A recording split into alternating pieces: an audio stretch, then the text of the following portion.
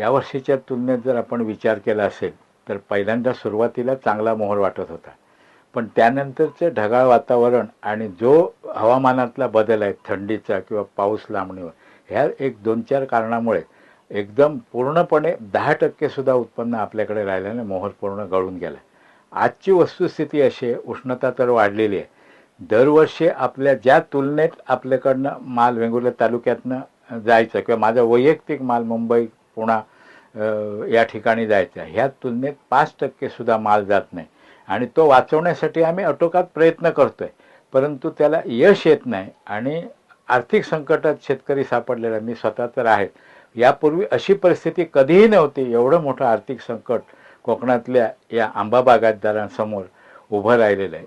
त्या निसर्गाने साथ दिली नाही. तर शासनाला आम्ही या दृष्टीने विचार करून शासनाला सांगतोय की गांभीर्याने या गोष्टीचा विचार करून कुठेतरी आम्हाला मदतीचा हात देऊन कुठेतरी स्थिर स्थावरता येण्यासाठी, शेतकरी एक पुढच्या ह्याच्यासाठी वाटचाल करण्यासाठी कुठेतरी स्थैर्य द्यावे, अशा प्रकारचं या माध्यमातून शासनाला आमचं आव्हान आहे.